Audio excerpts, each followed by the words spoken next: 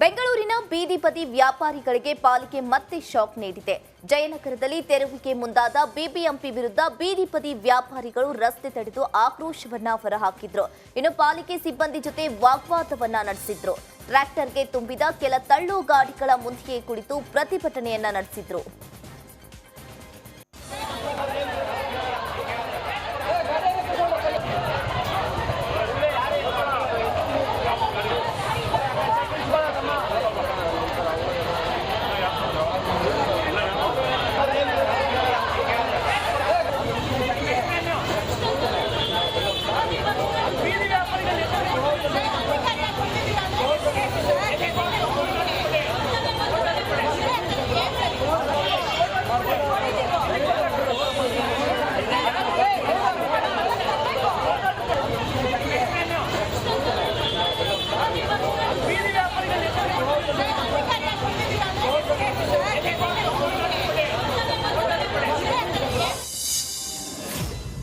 ಇನ್ನು ಬೀದಿ ಬದಿ ವ್ಯಾಪಾರಿಗಳ ತೆರವು ವೇಳೆ ಭಾರೀ ಹೈಡ್ರಾಮಾ ನಡೆಯಿತು. ಸ್ಥಗಿತಗೊಂಡಿದ್ದ ತೆರವು ಕಾರ್ಯಾಚರಣೆ ಮತ್ತೆ ಆರಂಭಿಸಿದಾಗ ಮಹಿಳೆಯೊಬ್ಬರು ಅಸ್ವಸ್ಥಗೊಂಡು ಕುಸಿದು ಬಿದ್ದರು. ಜಾಗ ಖಾಲಿ ಮಾಡಲ್ಲ ಎಂದು ವ್ಯಾಪಾರಿಗಳು ಬಿಗಿಪಟ್ಟು ಹಿಡಿದ್ರು.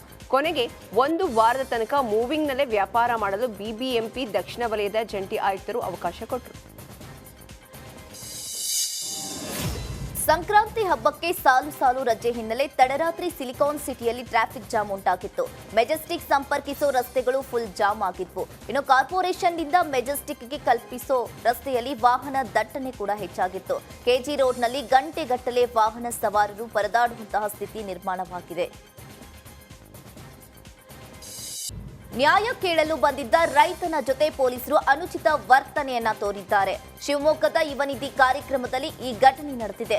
ಬಗರ್ ಹುಕುಂ ರೈತರಿಗೆ ನ್ಯಾಯ ಕೊಡಿ ಎಂದು ಪ್ಲೇ ಕಾರ್ಡ್ ಹಿಡಿದು ಬಂದಿದ್ದ ವ್ಯಕ್ತಿಯನ್ನ ಎಬ್ಬಿಸಿದ ಪೊಲೀಸರು ಕಳ್ಳನಂತೆ ಎಳೆದೊಯ್ದಿದ್ದಾರೆ. ಇನ್ನು ಪೊಲೀಸರ ನಡೆಗೆ ಸಾರ್ವಜನಿಕರಿಂದ ತೀವ್ರ ಆಕ್ರೋಶ ವ್ಯಕ್ತವಾಗಿದೆ.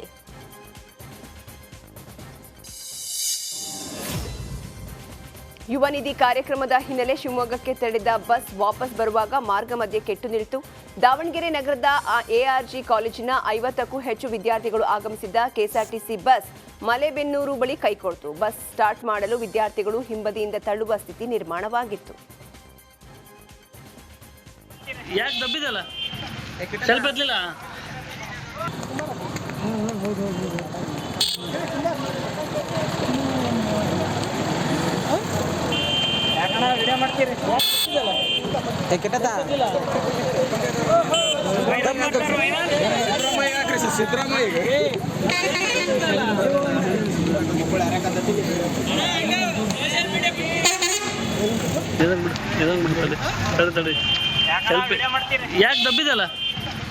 ಎತ್ತಲಿಲ್ಲ. ಸಲಾರ್ ಚಿತ್ರದ ಯಶಸ್ಸಿನ ಹಿನ್ನೆಲೆ ಟಾಲಿವುಡ್ ನಟ Prabhas Kateel Shri Durga Parameshwari ದರ್ಶನವನ್ನ ಪಡೆದ್ರು.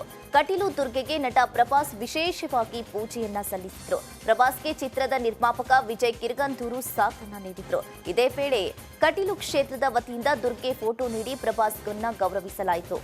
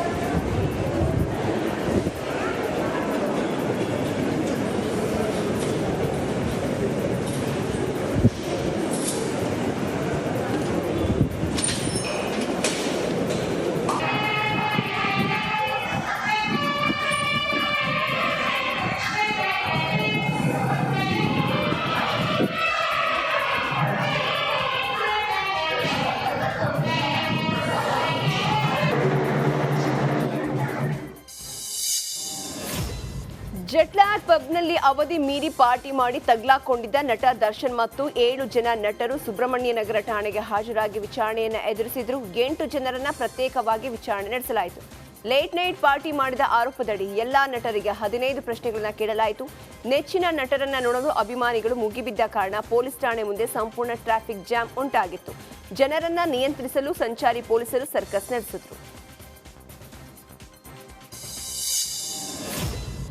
Late night party ಸಂಬಂಧಪಟ್ಟಂತೆ ಪೊಲೀಸರ ವಿಚಾರಣೆ ಎದುರಿಸಿದ ಬಳಿಕ ನಟ ನಿರ್ಮಾಪಕ ರಾಕ್ಲೈನ್ ವೆಂಕಟೇಶ್ ಪ್ರತಿಕ್ರಿಯೆಯನ್ನ ನೀಡಿದ್ರು.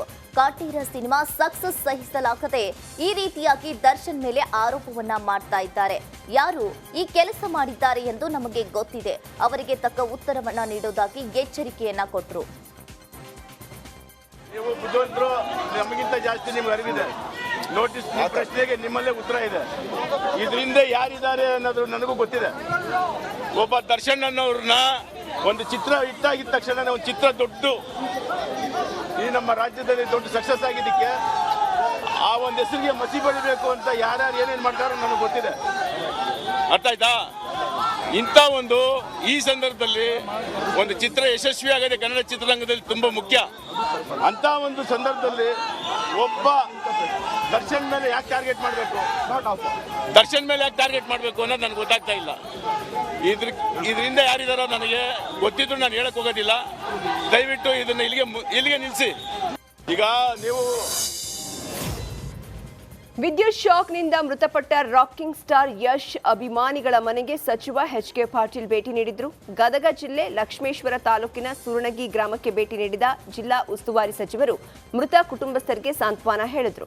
ಮೃತ ಮುರಳಿ, ನವೀನ್, ಹಣಮಂತ ಕುಟುಂಬಸ್ಥರಿಗೆ ತಲಾ 2 ಲಕ್ಷ ರೂಪಾಯಿ ಚೆಕ್ ವಿತರಿಸಿದ್ರು. ಡಿಸಿ ವೈಶಾಲಿ, ಎಸ್ಪಿಬಿಎಸ್ ನೇಮೇಗೌಡ ಸೇರಿ ಹಲವರು ಉಪಸ್ಥಿತರಿದ್ದರು.